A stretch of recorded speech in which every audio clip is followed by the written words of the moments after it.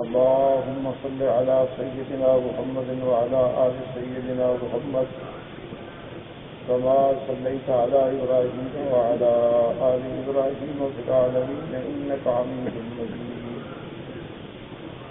قال الله تبارك وتعالى في كلامه المجيد: أعوذ بالله من الشيطان الرجيم. بسم الله الرحمن الرحيم. يومئذ لا تنفع الشفاعة إلا من أذن له الرحمن ورضي له قولا. يعلم ما بين أيديهم وما خلفهم ولا يحيطون به علما. وعنت الوجوه للحي القيوم وقد خاب من حمل ظلما. ومن يعمل من الصالحات وهو مؤمن فلا يخاف ظلما ولا حزنا. اللہ تبارک و تعالی نے کلام مقدس کی ان آیات مبارکہ میں سورۃ طٰہٰ کی آیات ہیں، ارشاد فرمایا ہے کہ یومئذ لا تنفع الشفاعۃ، کہ قیامت والے دن شفاعت کام نہیں آئے گی، مگر یہ شفاعت قبول نہیں ہوگی مگر جس کو اللہ اذن عطا فرمائیں گے. اس لیے میں نے کل عرض کیا تھا کہ مسئلہ شفاعت کو اچھی طرح سمجھ لیں. تمام اہل سنت والجماعت کا اس پر اتفاق ہے سلفاً و خلفاً کہ شفاعت سے برحق ہے.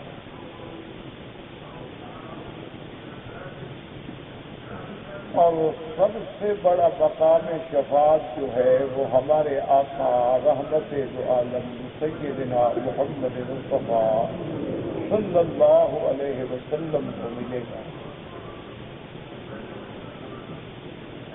آپ کے بعد تمام انبیاء اور رسول بھی شفاعت فرمائیں گے اپنی امتوں کی. اسی طرح حافظ قرآن کریم جو ہیں وہ بھی شفاعت کریں گے. اسی طرح اللہ کے اولیاء، علماء، مجتہدین، محدثین، عباد اللہ الصالحین وہ بھی شفاعت کریں گے.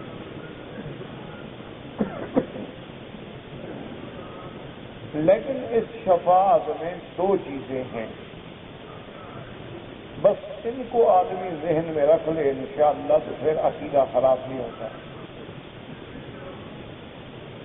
ایک تو یہ ہے کہ شفاعت صرف اسی ذات کو کرنے کا حق ہوگا جس کو اللہ اذن دیں گے، اجازت. اللہ کی اجازت کے بغیر کوئی شخص، پیغمبر، رسول، نبی، ولی، ملک کوئی شفاعت نہیں کر سکتا. ایک شخص یہ کہ اللہ کے اذن کے بغیر شفاعت نہیں ہو. اسی کو اللہ کے قرآن نے اس آیت میں بھی بیان فرمایا ہے کہ الا من اذن له الرحمن، مگر وہ جن کو رحمان کی طرف سے اجازت ہوگی.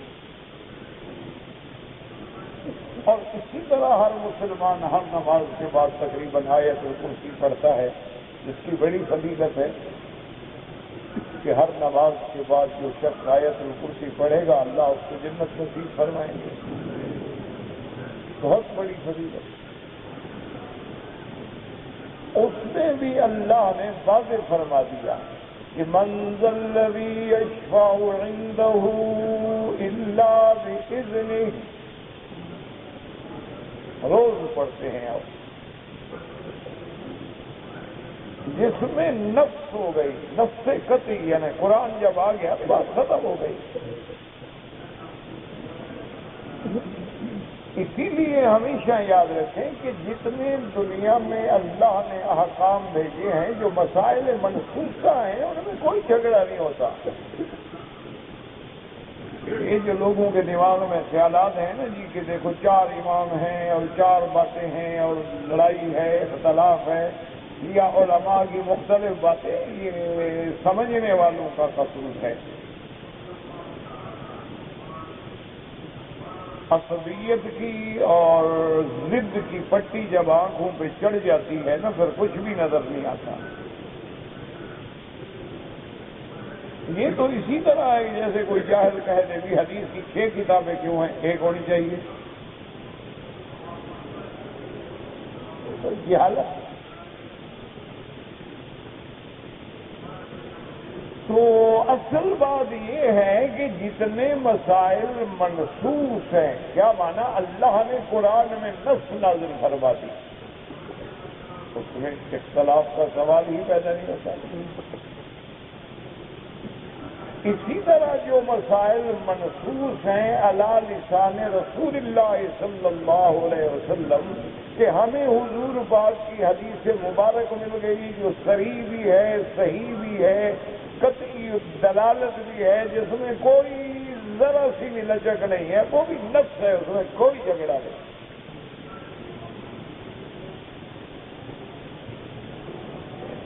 ہمیشہ اپنے ذہنوں کو صاف کر لیں۔ اب دیکھو نا اللہ کے حرم کے 45 یا 50 دروازے ہیں، اب کوئی آدمی ادھر سے آ رہا ہے، کوئی ادھر سے آ رہا ہے، کوئی ادھر سے آ رہا ہے، کوئی یہ کہے کہ یہ بے وقوفی کی بات ہے، کعبے میں آ رہا ہے تو لازم ایک دروازے سے آؤ۔ یہ تو جہالت ہوگی۔ دیکھنا یہ ہوگا کہ سب آ کدھر رہے ہیں۔ اگر ہر دروازے کے آنے والے کا مقصد اللہ کا کعبہ ہے، ٹھیک ہے، ادھر سے آ گیا یا ادھر سے آ گیا۔ اسی طرح جو فروعی مسائل ہوتے ہیں نا ان میں مثلاً ایک امام ابو حنیفہ رحمۃ اللہ علیہ کا قول ہے، ایک امام شافعی رحمۃ اللہ علیہ کا قول ہے، امام مالک، امام احمد بن حنبل رحمہ اللہ کا قول ہے، لیکن سب کا مقصد کیا ہے؟ اللہ کا قرآن اور فرمان محمد مصطفیٰ صلی اللہ علیہ وسلم۔ محدثین نے ساری کتابیں لکھی ہیں ماشاء اللہ، سیاستہ ہے یا موطا امام مالک ہے یا اس کے بعد سنن ہیں یا اس کے بعد مستدرکات ہیں، مصنفات ہیں، علماء نے مختلف انداز میں، لیکن سب کا مقصد کیا ہے؟ بھی حضور کی بات کو بیان کرو۔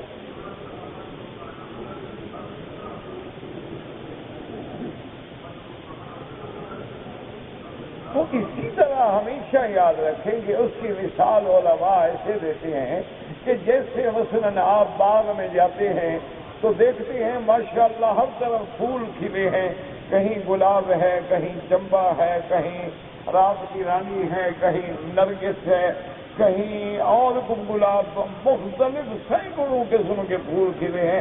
جس پھول کو بھی دیکھیں رنگ بھی نرالا ہے، خوشبو بھی نرالی ہے، لیکن مالی کو آپ کہتے ہیں کہ صبح میرے لیے گلدستہ بنایا کرو، وہ ہر شاخ سے ایک ٹہنی لے کے ایسا خوبصورت گلدستہ بناتا ہے کہ مالک دیکھ کے خوش ہو کہ ہر پھول اس میں جڑا ہوا ہے۔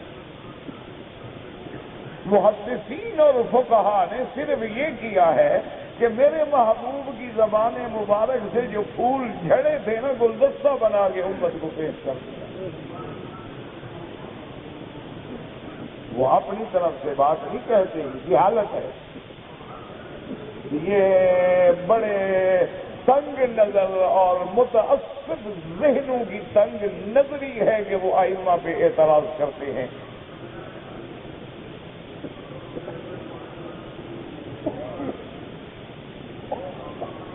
تو اس لیے ہمیشہ یاد رکھیں کہ اب یہ نص ہو گئی قرآن میں کہ من ذا الذی یشفع عنده الا باذنہ، کون ذات ہے جو شفاعت کر سکے؟ آئندہ زمانہ مستقبل میں مضارع حال اور استقبال میں دلالت کر رہا ہے، اللہ کے ہاں مگر اللہ کے اذن سے۔ اسی طرح قرآن دوسری جگہ فرماتے ہیں وَلَا تَنْفَعُ الشَّفَاعَةُ عِنْدَهُ إِلَّا لِمَنْ أَذِنَ لَهُ، اللہ کے ہاں کوئی شفاعت نفع نہیں دے گی مگر اس کی جس کو اذن ملے گا۔ اسی طرح یہاں اللہ نے فرما دیا یومئذ لا تنفع الشفاعۃ الا من اذن له الرحمن ورضي له قولا.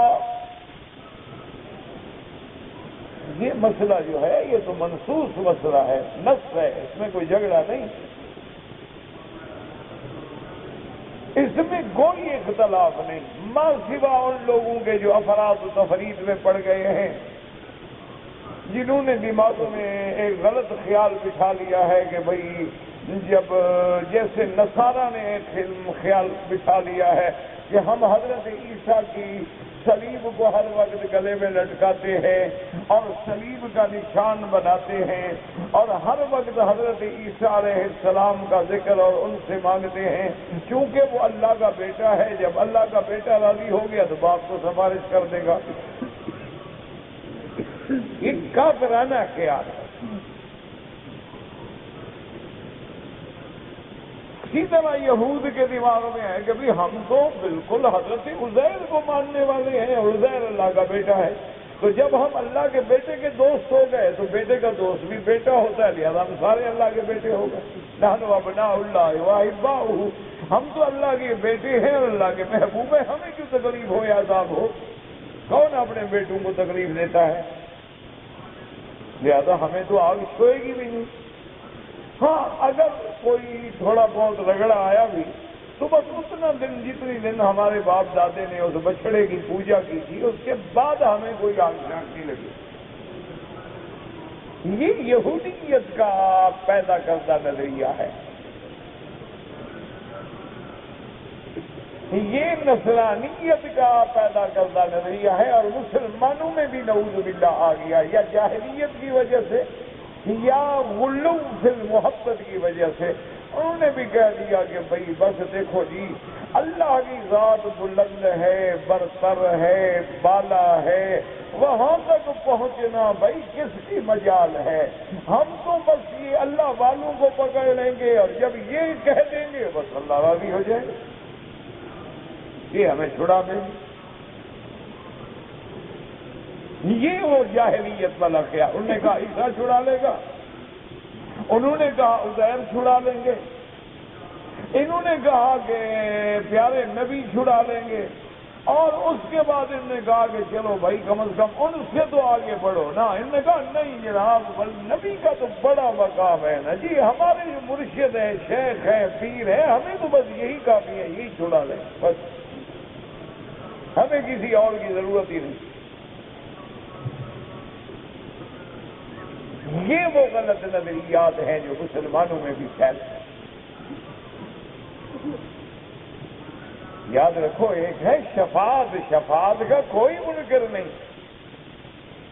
شفاعت انبیاء کا انکار کرنا تو قرآن کا انکار ہے، حدیث رسول کا انکار ہے اور نفس کا انکار ہے جس سے بندہ سیدھا کافر ہو جاتا ہے. لیکن شفاعت کو اتنا عام بھی نہ کرو کہ جو چاہے جب چاہے جس طرح چاہے جس مجرم کو چاہے، بلکہ ہمارے جاہل تو کچھ 2 قدم اور آگے بڑھ گئے. انہوں نے کہا خدا پکڑے تو نبی چھڑا لے گا، لیکن اگر نبی نے پکڑ لیا خدا بھی نہیں چھڑا سکتا.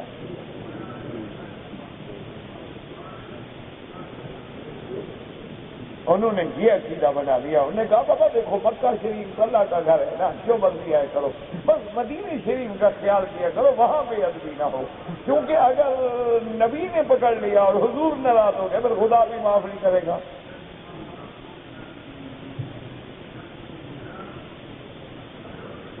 یہ بھی یاد رکھو بلا وجہ افراد و تفریق میں پھنسنے کا نظریہ ہے.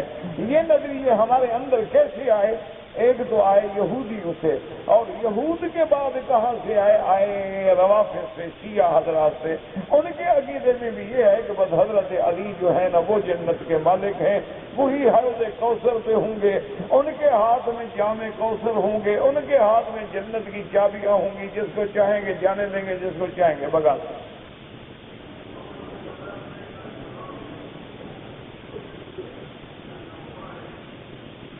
ان کے بعد انہوں نے کہا 12 امام ہماری سفارش کریں گے، ان کے بعد جو بڑے سفارشی ہیں وہ 5 تن پاک ہیں۔ تو سنی پیچھے رہنے والے کہاں تھے؟ انہوں نے کہا ان کے 12 ہیں تو ہمارے تو کروڑوں ولی ہیں۔ انہوں نے کہا سب پیر چھڑائیں۔ انہوں نے کہا تم 12 میں اٹکے رہو، ہم 12,000 لے آتے ہیں مقابلے پر۔ اور بالکل پھر قوالیوں میں اور شعر و شاعری میں کہہ دیا کہ ہمیں جنت جانے سے غرض نہیں ہے، ہمیں تو کافی ہیں بغداد کی گلیاں۔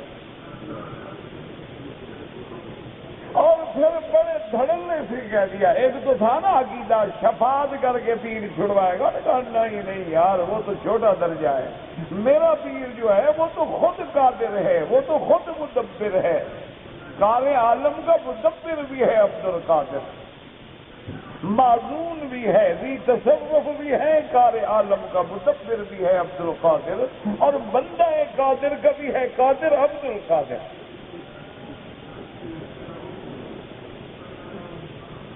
خدا کے بندے ہیں ہزاروں بنوں میں پھرتے ہیں مارے مارے، میں اس کا بندہ بنوں گا جس کو خدا کے بندوں سے پیار ہوگا، یہ بندے کا بندہ بن رہا۔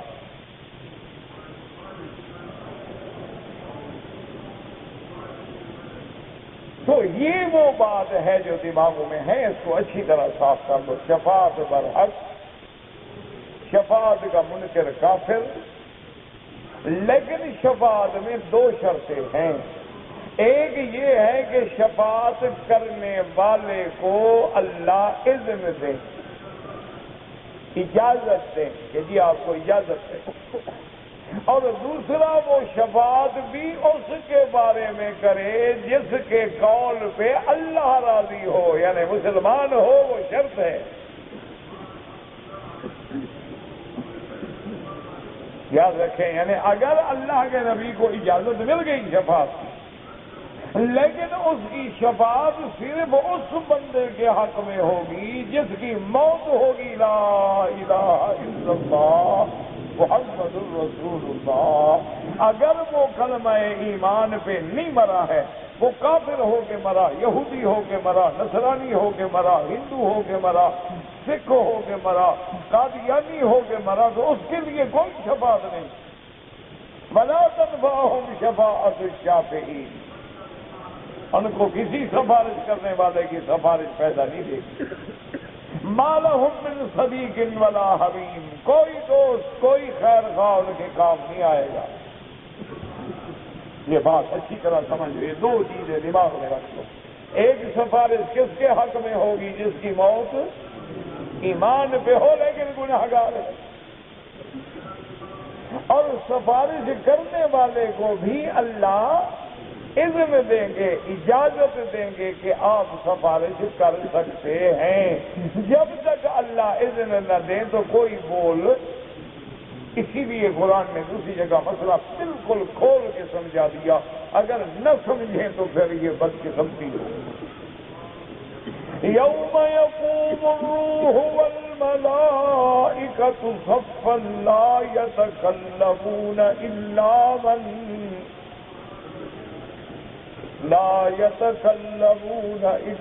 من اذن له الرحمن وقال صوابا ذلك یوم الحق۔ اللہ پاک نے فرمایا کہ جس دن جبریل اور فرشتے اللہ کے حضور میں صفیں بنا کے کھڑے ہوں گے، لا یتکلمون، وہ بول بھی نہیں سکیں گے جب تک رحمان بولنے کا اذن نہ دے۔ یعنی کوئی ملک حتیٰ کہ جبریل ہے بول نہیں، چپ۔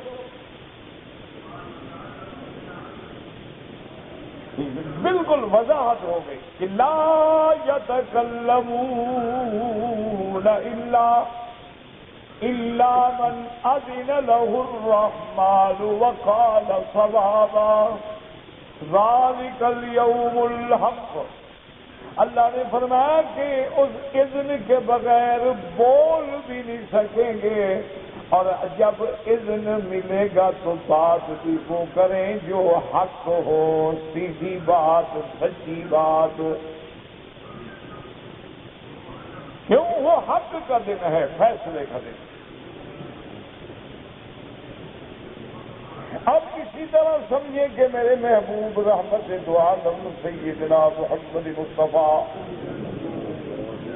صلی اللہ علیہ وسلم صحیح حدیث مبارک میں واقعہ موجود ہے کہ جب حضور کے محسن ہیں، محسن رسول ہیں، محسن نبی ہے، امن نبی المصطفیٰ حضور کے سچے چچے ہیں، جنہوں نے سرکار دو عالم کی تربیت کی ہے، سرکار دو عالم کی خدمت میں اپنی طاقت جان نظر کر دی اور سارے قریش سے لڑائی لڑی ابی طالب نے۔ حضرت علی کے والد ہیں، علی ابن ابی طالب۔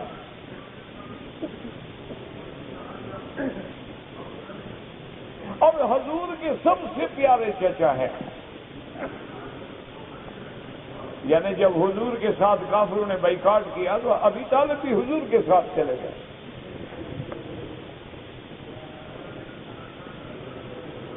اور ابی طالب کے پیار کا یہ عالم تھا کہ آپ تاریخ اٹھا کے دیکھیں کہ جب سارا خاندان دسترخوان پہ آ جاتا، اگر حضور نہ آتے تو کھانا نہیں کھاتے تھے، کہتے تلاش کرو آئی نہ محمد صلی اللہ علیہ وسلم۔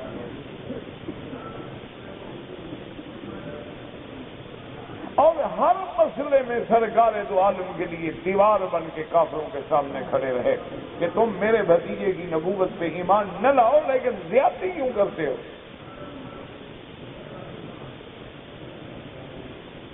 بڑی تفصیل سے ان کے احسانات ہیں۔ ان کا آخری وقت آ گیا، بیمار ہو گئے، موت قریب آ گئی، حضور تشریف لے گئے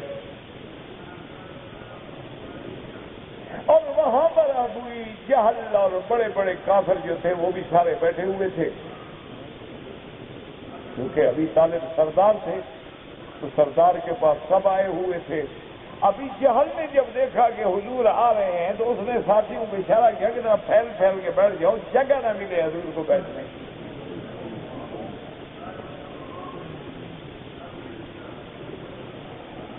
اس کا مقصد یہ تھا کہ حضور ابی طالب کے قریب نہ بیٹھے، کیونکہ ہو سکتا ہے حضور بات کرے اور ابی طالب آخر وقت میں کلمہ پڑھ لے۔ تو پھیل کے بیٹھ گئے، لیکن جب ابی طالب کی نظر پڑی تو اس نے اشارہ کیا اور حضور کو اپنے سرانے کی طرف بٹھایا۔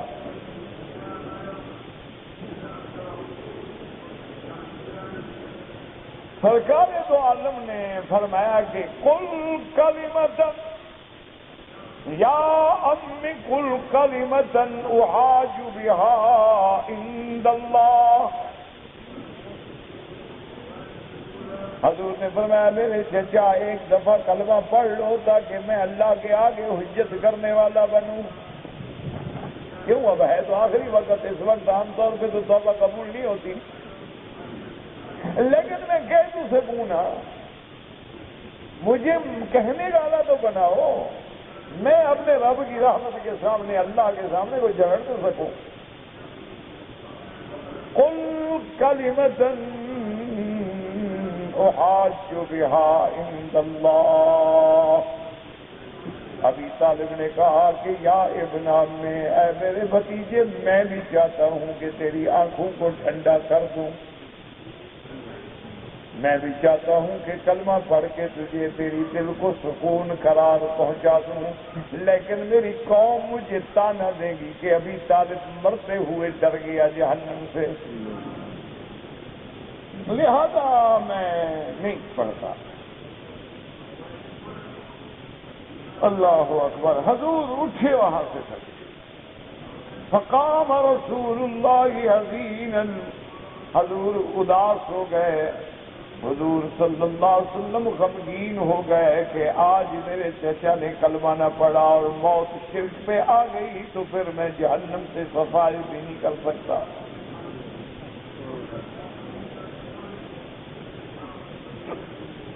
اب حضور نے اور کوئی بات نہیں کی، لیکن یہ غم ہونا، کافر کی موت سے غمگین ہونا بھی خدا کو پسند نہیں آیا۔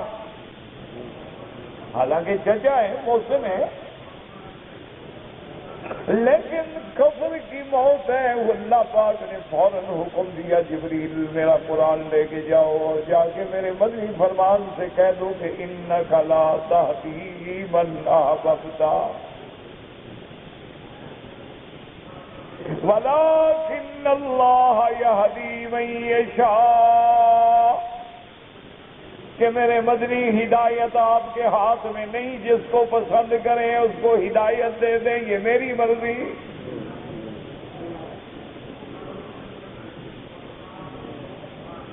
اور تم یہ سمجھو کہ ہمیں مرشد چھڑا لے گا یا پیر چھڑا لے گا یا فلاں چھڑا لے گا، یہ جاہلیت کی بات ہے۔ اللہ کے ولی جو ہوتے ہیں پیر سے تعلق رکھو اصلاح کے لیے، کہ جس کی صحبت میں بیٹھ کے تمہیں اللہ یاد آئے، تمہاری زبانوں پہ اللہ کا ذکر جاری ہو، بے نمازی ہے تو نمازی بن جائے، داڑھی منڈواتا ہے داڑھی والا بن جائے، کافروں کے لباس پہننے والا محمد مدنی والا لباس پہن لے، تہذیب افرنگ چھوڑ کے تہذیب نبوی اختیار کر لے۔ پیر اس لیے پکڑا جاتا ہے، پیر اس لیے نہیں ہوتے ہیں کہ وہ تمہیں چھڑا لے گا اور تمہیں بچا لے گا یا چاہے جیسے چاہے دین کو بدل دے۔ حضرت گنگوہی رحمت اللہ علیہ جو بہت بڑے اپنے وقت کے بہت بڑے علماء میں گزرے ہیں، تو ان کی خدمت میں ایک دن ایک آدمی نے پوچھا، انہوں نے کہا کہ جی آپ کے شیخ جو ہیں پیر جو ہیں آپ کے، وہ ہیں حضرت حاجی امداد اللہ مہاجر مکی رحمت اللہ علیہ، اور بہت سارے مسئلے میں تو وہ آپ کے خلاف ہیں، تو پھر آپ پیر کی بات کیوں نہیں مانتے؟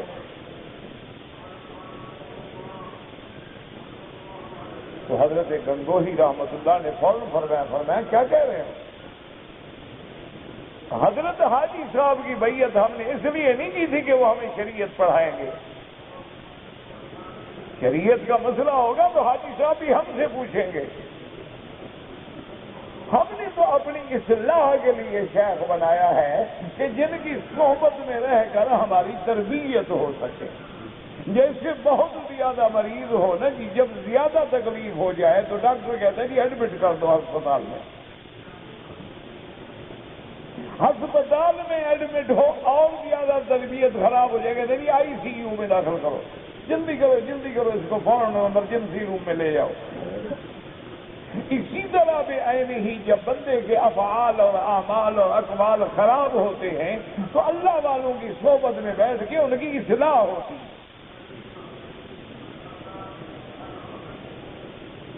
اولیاء اللہ کا کام یہ ہے اور ان کی علامت یہ ہے کہ جب نظر پڑے تو تمہیں اللہ کا ذکر یاد آئے۔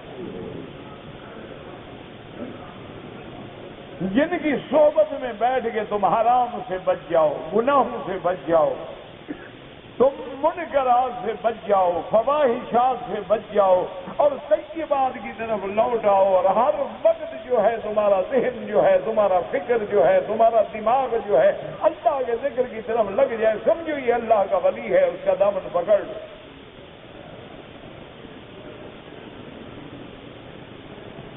یہ معنی نہیں ہوتا اولیاء اللہ کا کہ اولیاء اللہ جو چاہیں کر دیں، نعوذ باللہ، وہ تو خود انسان ہیں، خود اللہ کے محتاج ہیں۔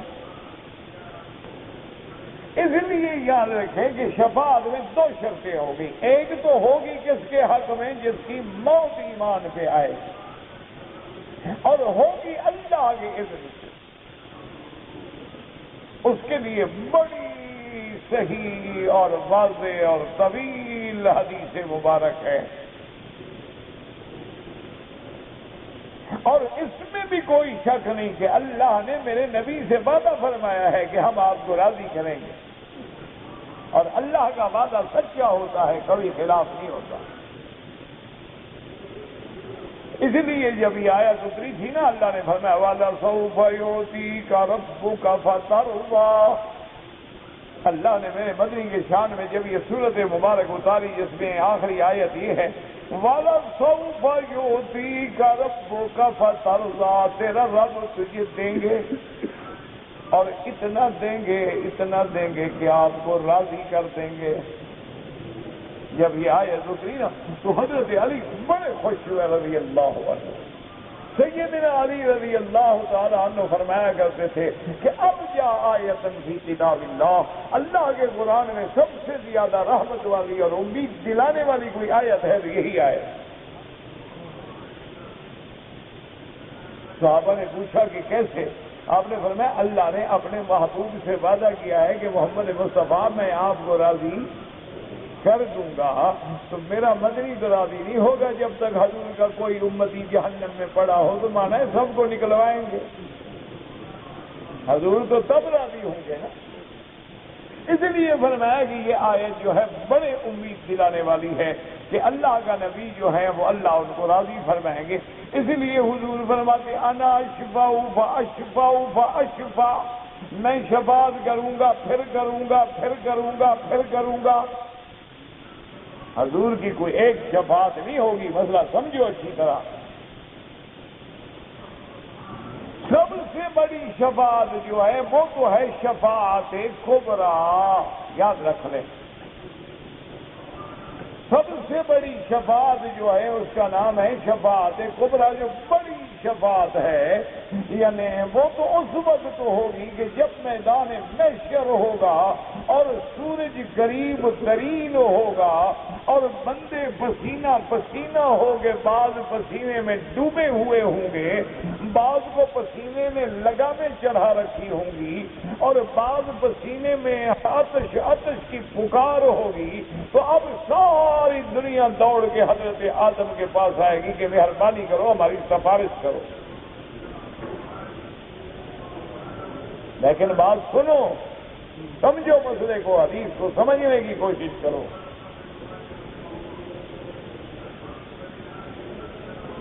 حضور صلی اللہ علیہ وسلم کی حدیث مبارک ہے کہ لوگ جب حضرت آدم کے پاس آئیں گے اور کہیں گے کہ جی آپ ابو البشر ہیں، آپ باپ ہیں سب کے، آپ کی اولاد ہے ساری، اور آپ خلیفۃ اللہ فی الارض ہیں، اول نبی ہیں، آپ کو اللہ نے اپنے ہاتھوں سے بنایا ہے، مہربانی کریں یہ سفارش یہ نہیں ہوگی کہ جنت مل جائے. سمجھو مسئلہ، یہ شفاعت صرف یہ ہوگی کہ اللہ مہربانی فرما کے ہمارے مقدمات کی سماعت شروع ہو جائے. فیصلہ جو اللہ چاہے فرما دے.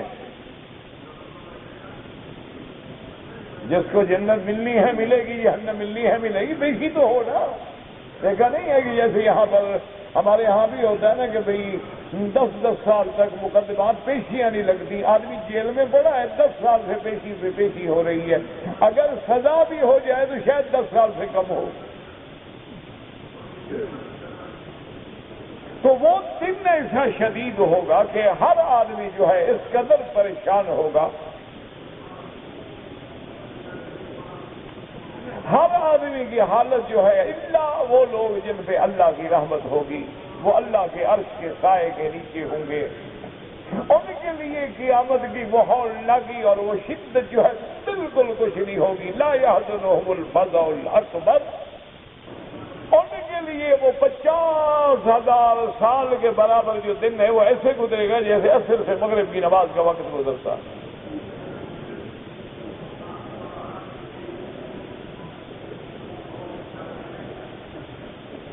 تو اب جب سارے آئیں گے تو حضرت آدم علیہ السلام عذر کر دیں گے، فرمائیں گے کہ نہیں، نفسی نفسی نفسی، یعنی خشیت علی نفسی، مجھے تو اپنا ڈر ہے کہ آج اگر اللہ نے پوچھ لیا کہ تم نے وہ درخت کیوں چکھا تھا، کیونکہ آج ہے فیصلے کا دن، آج ہے یوم الجزا، آج ہے حکم کا دن، بدلے کا دن. اگر اللہ چاہے پوچھ لیں کہ ہم نے حکم دیا تھا کہ درخت کے قریب نہ جاؤ، تم نے کیوں چکھا تھا؟ میں تو خود ڈر رہا ہوں، تمہاری سفارش کیسے کروں؟ اور بعض حدیثوں میں لفظ ہے کہ کہیں گے خشیت علی نفسی الیوم غضب ربی غضب لم یغضب قبلہ ابدا ولا بعدہ ابدا. آدم علیہ السلام فرمائیں گے کہ آج اللہ کے غضب اور جلال کا دن ہے، ایسا غضب جلال جو پہلے کبھی نہیں دیکھا گیا.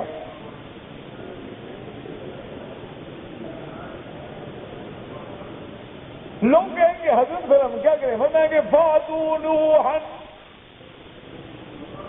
میرا بیٹا حضرت نوح علیہ السلام ہے، اول رسول، جو پہلا پیغمبر ہے، اس کے پاس جائیں، ان کے پاس آئیں گے، وہ جواب دے دیں گے، حتیٰ کہ سارے پیغمبر جواب دے دیں گے،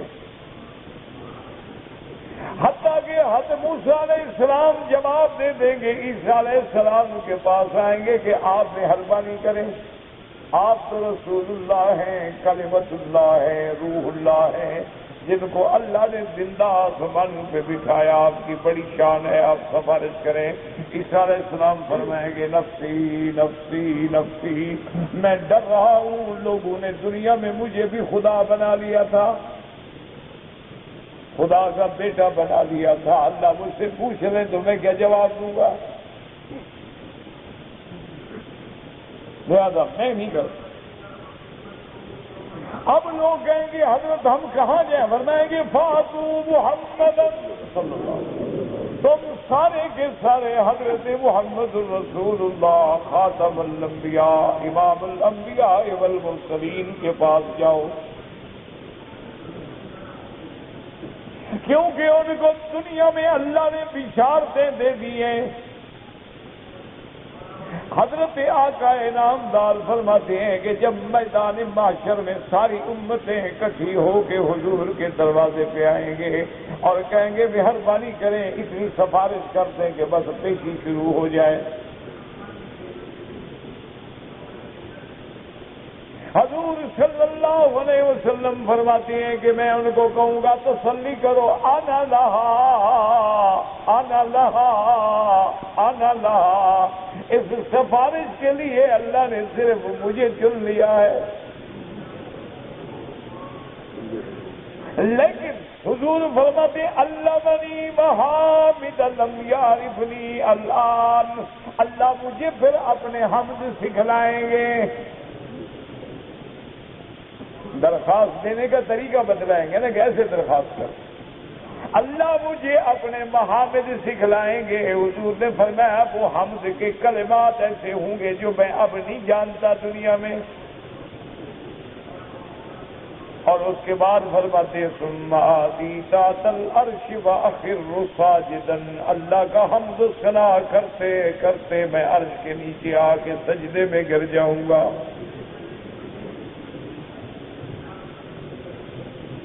اللہ کے عرش کے نیچے جب اللہ کو سجدہ کریں گے پھر درخواست کریں گے کہ اللہ مہربانی فرما کے مجھے اجازت دیں۔ اب حضور صلی اللہ علیہ وسلم اسی سجدے کی حالت میں ہوں گے، اس کے بعد حکم ہوگا ارفع راسک یا محمد، حکم ہوگا میرا مدنی سر اٹھا لو، تمہاری درخواست قبول ہے، تمہیں اجازت ہے۔ یہ صفات کبریٰ ہو، اس کے بعد پھر فیصلے شروع ہو جائیں، پھر عدل و انصاف کی عدالت شروع ہو جائے گی۔ اللہ تبارک و تعالیٰ خود حکم اور فیصلہ فرمائے وَجَاءَ رَبُّكَ وَالْمَلَكُ صَفًّا صَفًّا، اللہ تبارک و تعالیٰ خود تشریف لائیں گے جیسے اس کے شان کو زیبا ہے، کیونکہ وہ بے مثل ہے، بے مثال ہے، اس کی کوئی مثال نہیں دی جا سکتی۔ ہمارا ایمان ہے جہاں فرمایا آئیں گے آئیں گے، یہاں فرمایا نزول فرمائیں گے فرمائیں گے، لیکن جیسے اس کی شان کو زیبا ہے، اس لیے کسی تعویل کی ضرورت نہیں، جو قرآن کہتا ہے بس اس میں ایمان۔ اور پھر وہ عالم کیا ہوگا، اللہ رحمت وجیء یومئذ بجہنم، یومئذ یتذکر الانسان وانى له الذکریٰ، پھر جہنم کو لایا جائے گا، اور جہنم کیسے آئے گی؟ یقودھا 70,000 ملک، حدیث میں آتا ہے کہ 70,000 فرشتے نے جہنم کو لگامیں ڈالی ہوں گی، اور ہر لگام کو 70,000 فرشتے نے پکڑا ہوگا، لیکن جہنم جوش میں ہوگی کہ چھوڑو، میں تیرے مخالفوں کو بس جلو، تیرے باغی جو تجھے چھوڑ کے گئے ان کو سنجے کرتے، تکاد تمیز من الغیظ، معلوم ایسے ہوگا کہ جیسے آج جہنم غصے میں پھٹ پڑے گی۔ کیوں غصہ نہ آئے؟ مخلوق تو اس کی ہے نا، آگ کس کی مخلوق ہے؟ تو جب بندہ مخلوق کو سجدہ کرے، خالق کو چھوڑے، تو مخلوق کو تو جلال آئے گا۔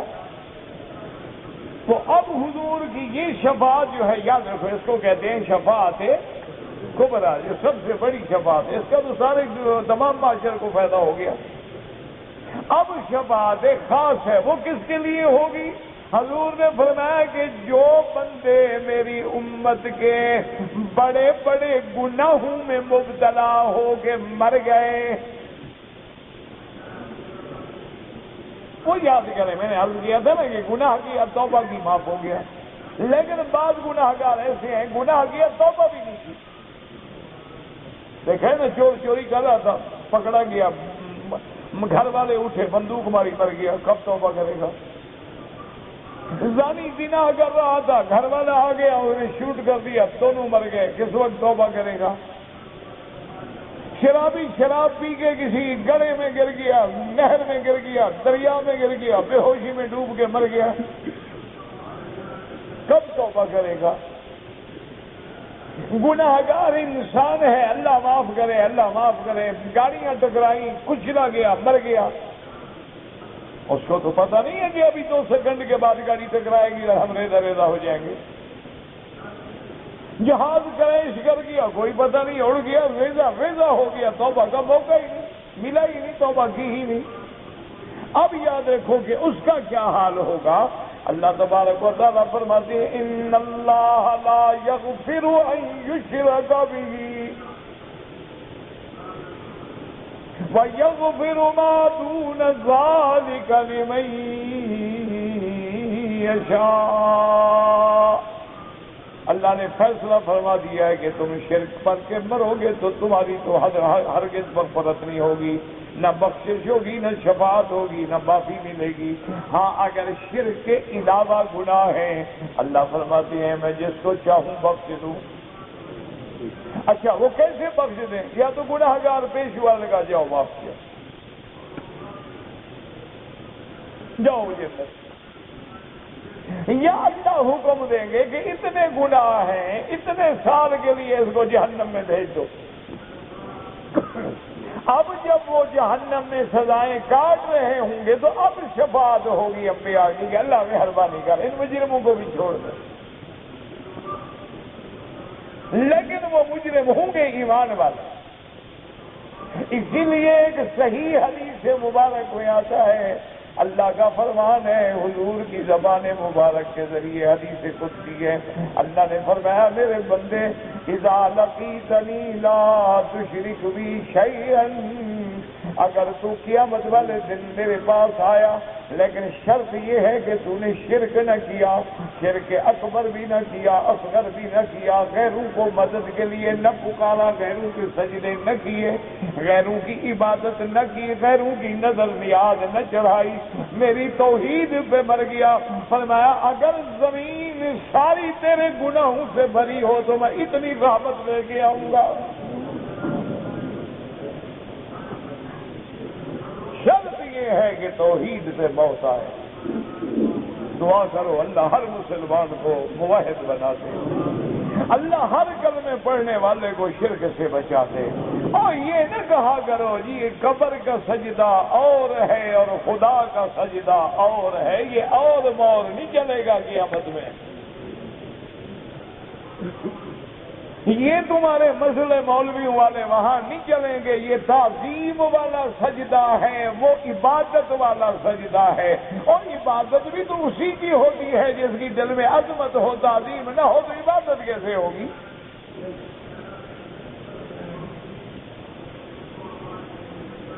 یہ نہ کہا کرو جی یہ تو ادب ہے، یہ تو نیاز مندی ہے، یہ تو تواضع کا اظہار ہے۔ اگر یہ تواضع کا اظہار اور نیاز مندی ہوتا تو صحابہ کو حضور صلی اللہ علیہ وسلم کا ادب نہیں آتا تھا۔ تم زیادہ با ادب ہو گئے ہو صحابہ سے بھی۔ یعنی حضرت بلال جیسا عاشق جو حضور کے بعد اذان نہیں دیتا، سارے صحابہ کہے کیا بات ہے؟ کہے میں جب کہوں گا نا اشہد ان محمد رسول اللہ، حضور نظر نہیں آئے کہ میں بڑھ جاؤں۔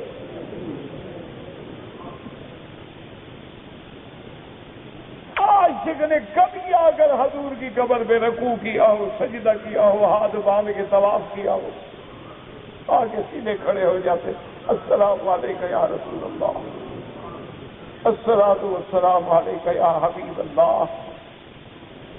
یہ جو تم نے رسم و رواج بنا رکھے ہیں، اسی سے تو آدمی شرک کی طرف جاتا ہے نا۔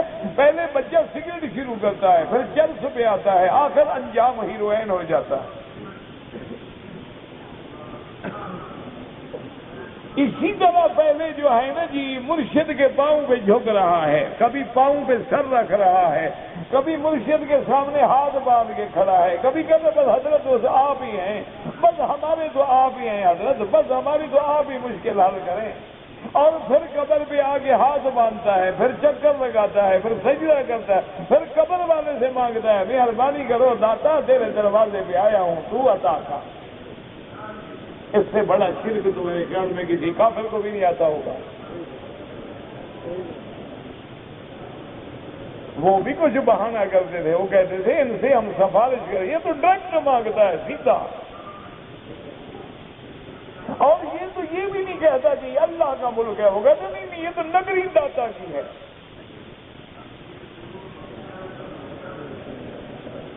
اللہ کہتا ہے ملک کا مالک کون ہے؟ قل اللہم مالک الملک۔ قرآن کہتے ہیں لہو ملک السماوات والارض، آسمانوں اور زمینوں کا ملک کس کے لیے ہے؟ تو پھر اس میں کہاں سے تینوں کی نگری نکل آئی؟ کہو کہتے ہیں دیکھو جی وہاں بھی ہیں داتا صاحب کو نہیں مانتے، اللہ کے بندے ہم تم سے زیادہ مانتے۔ تمہیں تو میرے خیال میں نام بھی نہیں آتا ہوگا، صرف داتا داتا کہہ رکھا ہے۔ ان کا تو نام حضرت علی حجویری ہے، ان نے کبھی نہیں کہا میرا نام داتا ہے۔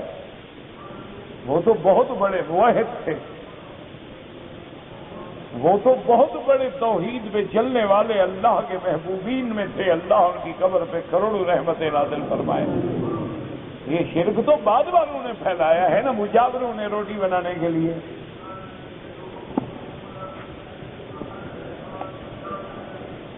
تو اس لیے ہمیشہ یاد رکھیں کہ شفاعت تو ہوگی لیکن گنہگاروں کے حق میں۔ اچھا حضور فرماتے ہیں اشفع، میں شفاعت کروں گا، پھر لوگ نکلیں گے، پھر شفاعت کروں گا، پھر شفاعت کروں گا، پھر شفاعت کروں گا، حتی یقال لی حل رضیت یا محمد۔ اللہ فرمائیں گے میرا بدنی اب تو راضی ہو گئے، میرا وعدہ پورا ہو گیا نا، والا سوف یعطیک ربک فترضی۔ تو حضور فرماتے ہیں میں آخر میں پھر عرض کروں گا اللہ میاں کچھ بندے ابھی جہنم میں ہیں، ہے تو ان کا ایمان ذرا سا بس حال تو پتلا ہے لیکن ہیں ایمان والے، تو وہ ابھی جہنم ہے۔ اللہ فرمائیں گے پھر ابد نہیں، ان کو میری رحمت کے لیے چھوڑ دو، میں اپنی رحمت سے نکال دوں گا۔ تو شفاعت برحق ہے لیکن اللہ کا اذن ہو، شفاعت برحق ہے لیکن اس کے حق میں جس کی موت ایمان پہ ہو تب شفاعت ہوگی۔ دعا کریں اللہ ہمیں بھی شفاعت نصیب فرمائے اور خاتمہ سب کا ایمان پہ ہو، اور اللہ تبارک و تعالی ہر مسلمان کو شرک و کفر سے نجات عطا فرمائے۔ کہتے جی کہ زکوٰۃ کے پیسوں سے اگر مدرسہ بنایا جائے نہیں بن سکتا، زکوٰۃ کے پیسے مسجد یا مدرسے کی تعمیر میں نہیں لگ سکتے۔ انما الصدقات للفقراء والمساکین۔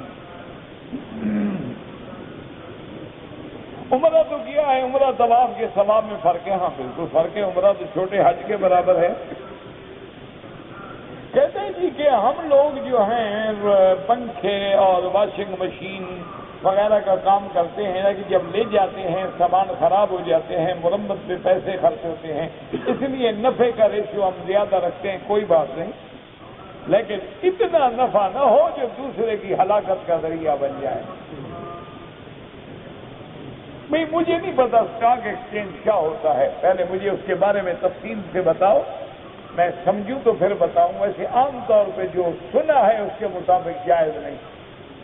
کہتے ہیں جی کہ اگر جنازے میں 4 یا 5 آدمی ہیں، جتنے بھی ہوں وہی تکبیریں کافی ہیں، اور وہی دعا جو ہے سب کے لیے ہے، اللہم اغفر لحینا و میتنا شاہدنا غائبنا صغیرنا کبیرنا، سب کے لیے کافی ہے۔ اگر کسی نے وصیت کی ہے کہ میرا عمرہ کرو تو پھر کر سکتے ہیں۔ زوال کا وقت جو ہے اذان سے 10-15 منٹ ظہر کی اذان سے پہلے زوال ہو جاتا ہے۔ کہتے ہیں کہ بعض لوگ اپنے گھروں میں قرآن پڑھاتے ہیں لیکن اس پر تنخواہ لیتے ہیں، جائز ہے، کیونکہ پہلے زمانے میں بیت المال ہوتے تھے، وہ ان لوگوں کو بیت المال پیسے دیتا تھا۔ اب بیت المال تو ہے نہیں، پھر مولوی کہاں سے کھائے گا؟ اگر مولویوں کو اور قاریوں کو تم تنخواہیں نہیں دو گے، ان کا جائز خرچہ پورا نہیں کرو گے، تو پھر تم سے وہ بھی 11ویاں کروائیں گے انشاءاللہ۔ بھائی روٹی تو کھانی ہے نا انہوں نے بھی، تم ان کو اتنا دے دو کہ ان کو جھوٹے مسئلے نہ بنانے پڑے، ورنہ انشاءاللہ کہیں گے 11ویں شریف، پھر 12ویں شریف، 27ویں شریف، مر جائے تو کل شریف، پھر 7 جمعراتیں شریف، پھر 40واں شریف، اتنے میں محلے کا کوئی اور شریف بھی تو مر جائے گا نا، ان کا کاروبار پھر چلتا رہے گا، فکر نہ کرو۔ اگر ایک آدمی بغیر ترتیب کے پہلے پاؤں دھوئے پھر ہاتھ بالکل وضو نہیں ہوگا۔ دوران طواف اگر قرآن پڑھے اٹھا کر جائز ہے، لیکن بے ادبی کا خوف ہوتا ہے گر جائے، اس لیے یاد ہو تو پڑھو، ورنہ اٹھا کے نہ پڑھو تو بہتر ہے۔ اذان حضور کے زمانے سے پہلے بھی ہوتی تھی، ہاں ہر پیغمبر کے زمانے میں تھی۔ کہتے جی علماء کو لوگ برا بھلا کہتے ہیں، اچھا ہے، ان کا فائدہ ہے، ان کے گناہ گر جاتے ہیں، برا بھلا کہنے والوں کے گناہ بڑھ جاتے ہیں، تو ہمارا گھاٹا تو ہوتا نہیں، ہمارا تو ہر حال میں فائدہ ہے، جتنی تم گالیاں دو گے فائدہ ہی فائدہ ہے، تمہارا اپنا نقصان ہے۔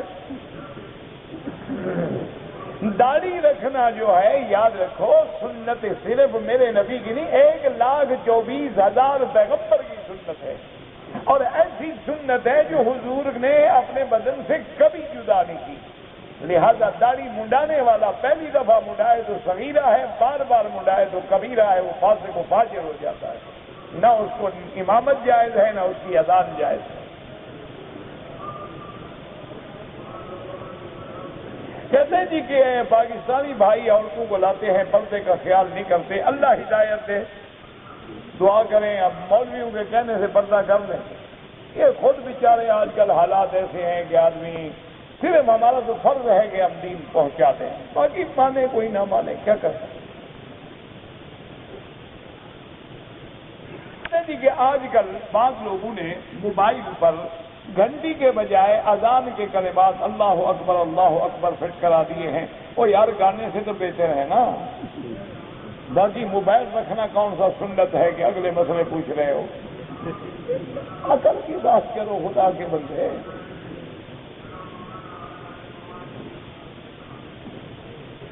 اگر کوئی آدمی عمرے کے لیے مکے آیا، پھر کسی ذاتی کام کے لیے جدہ جائے، واپسی پہ احرام باندھنا ضروری نہیں ہے، اگر چاہے عمرہ کرنا تو جدے سے احرام باندھ کے عمرہ کر سکتا ہے، لیکن جدہ میقات نہیں کہ بغیر احرام کے نہ آ سکے۔ بھائی طواف کے بعد جو 2 رکعت ہیں وہ امام ابو حنیفہ کے نزدیک واجب ہیں، باقی ائمہ کے نزدیک سنت ہے، 1000 دفعہ عرض کر دیا ہے نا، اب آپ بھی تو سمجھا کریں، میں نفل کا کیا مانا، یا واجب ہے یا سنت ہے۔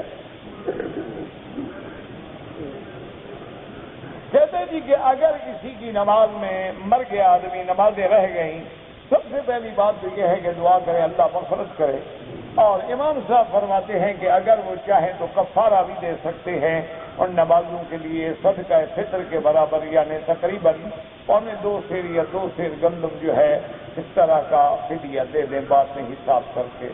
باقی ائمہ کہتے ہیں بس اللہ سے دعا کرو اللہ معاف فرمائے۔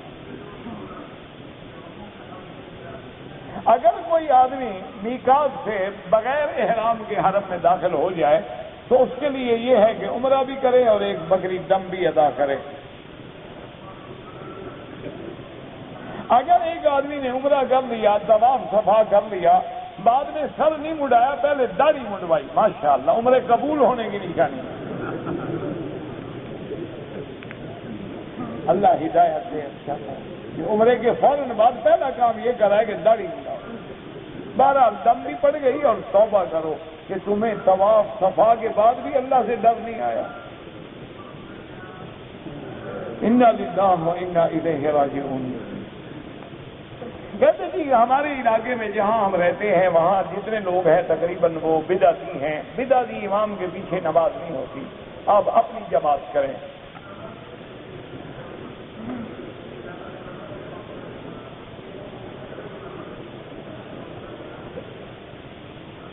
کہتے ہیں جی کہ میں نے اپنی بیوی سے سحری کے وقت میں ہم بستری کی، اذان ہو گئی اور حمام میں پانی نہیں تھا، پھر میں سو گیا۔ بہرحال آپ نے فجر کی نماز برباد کی، توبہ کرو اور روزہ اگر نیت کر لی تھی تو روزہ جائز ہے، یعنی اگر میاں بیوی لیٹیں اور وقت ہو جائے، اب وقت ہی نہیں ہے سحری کھانے کا، اذان ہو گئی ہے تو نیت کر سکتے ہیں، کوئی بات نہیں۔ اگر ہم سنت نماز پڑھ رہے ہیں اور جنازہ کھڑا ہو جائے، اب سنت پوری کریں، اب نہ توڑیں آپ۔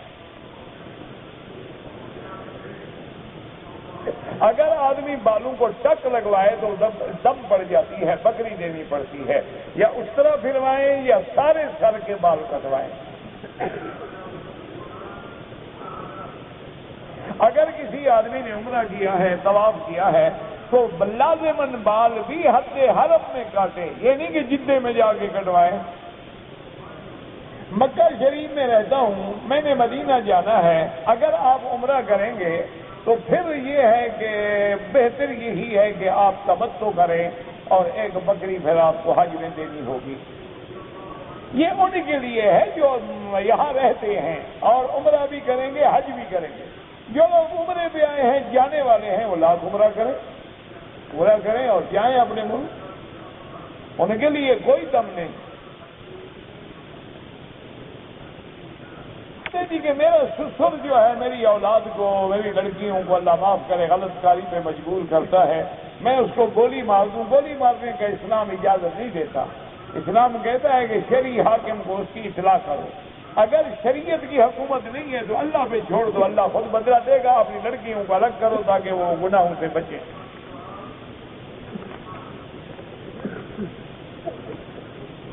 اگر کوئی عورت غیر اجنبی آدمی کو محرم بنا کے آئے، بالکل گناہ گار ہے، اس کو سفر کرنا حج ہو یا عمرہ ہو حرام ہے۔ باقی عمرہ ہے کر لیا، اللہ جانے، اللہ قبول فرما لے، وہ تو قادر ہے، لیکن اس کا سفر پہ آنا بالکل حرام۔ کہتے ہیں کہ داڑھی پہ سیاہ رنگ کا خضاب لگائیں، سیاہ نہ لگائیں، باقی جو مرضی ہے لگائیں۔ طواف کی تاریخ ابتدا کس نے کیا؟ اللہ نے کیا۔ وَلْيَطَوَّفُوا بِالْبَيْتِ الْعَتِيقِ، اللہ نے حکم دیا، ملائکہ نے طواف کیا، پھر آدم نے طواف کیا۔ باقی میرے پاس ڈائری تو تھی نہیں، میں تاریخ لکھ لیتا ہوں اس وقت۔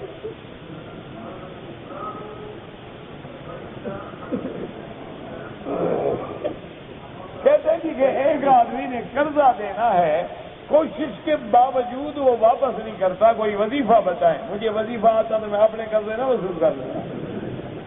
بس دعا کرو اللہ رحمت کرے، نہیں دے گا تو انشاءاللہ آخرت میں کام آئے گا، فکر نہ کرو، آخرت میں ہمیں اس کی نیکیاں ملیں گی پیسوں کے بجائے، تو گھاٹا تو ہے نہیں۔ باقی وظیفے شریفے مجھے نہیں آتے بابا، یہ کوئی پیروں شیروں سے پوچھا کرو۔ اگر ہم نے شوال سے پہلے عمرہ کیا ہے، اب حج کریں گے، وہ حج مفرد ہوگا۔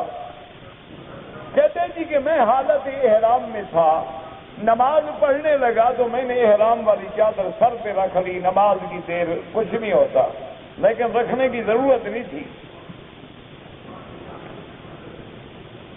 اگر کسی نے مسجد جعرانہ سے جا کے احرام باندھ کے عمرہ کیا ہے تو امام ابو حنیفہ اور امام شافعی رحمۃ اللہ علیہم کے نزدیک بالکل جائز ہے کہ وہاں سے حضور پاک نے خود بھی عمرہ کیا. کعبۃ اللہ کی طرف پاؤں کرنا جو ہے، جو لوگ اس کو بے ادبی سمجھتے ہیں وہ کبھی نہ کریں، لیکن بعض ملکوں میں یہ چیز بے ادبی میں شمار نہیں ہوتی ہے، وہ اس کو بے ادبی نہیں سمجھتے. بے ادبی تو سب کے نزدیک ناجائز ہے، اللہ معاف کرے.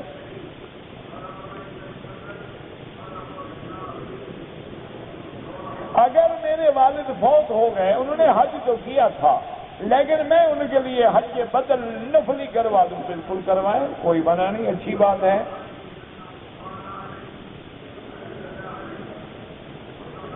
کیا پتہ نہیں بینک سے گاڑی قسطوں پر لے سکتا ہوں؟ نہیں لے سکتے، خالص سود ہے. یہ جو آج کل لیزنگ کا عذاب آیا ہے نا، بالکل سود ہے.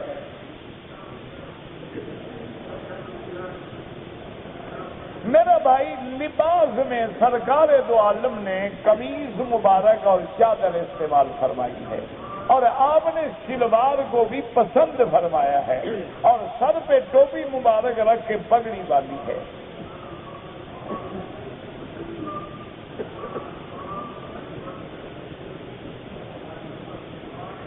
میرا لڑکا فوت ہو گیا، اللہ آپ کو صبر دے. آپ کو باپ نے خواب میں کیا کہا ہے اللہ عالم، مجھے خواب کا پتہ نہیں لگتا. کیا یہاں کوئی آدمی اگر رقم دیتا ہے تو لینی چاہیے؟ اس نے آپ کو غریب سمجھ کے دے دیا، آپ غریب ہیں، اپنے کام لگائیں. غریب نہیں ہے تو غریبوں کو دے دینا، کوئی مسئلہ نہیں. اگر کوئی آدمی 2 4 5 طواف اکٹھے کر لے، بعد میں سب کی 2 رکعت پڑھ لے، جائز ہے. اگر ایک آدمی نے احرام باندھا، عمرہ کیا ہے، لیکن حلق نہیں کرایا، دم پڑ گیا، اب تو پڑ گیا، اب دوسرا عمرہ کرے گا تو پھر دوبارہ حلق اس عمرے کی ہوگی. اس کا تو نہیں کیا نا، حلق بھی کرائے اور دم بھی دے. اگر بیوی میری مریض بھی کہتے ہیں کہ وہ چلنے پھرنے کے بھی قابل نہیں تھی، اس لیے احرام نہیں باندھا مدینے سے، کوئی حرج نہیں. ہر طواف میں 7 چکر ہوتے ہیں، نفلی ہو، واجب ہو، فرض ہو. احرام کی حالت میں عورت کیسے پردہ کرے؟ آگے کپڑا لٹکا دے، چہرے کو بھی نہ لگے، پردہ بھی رہے.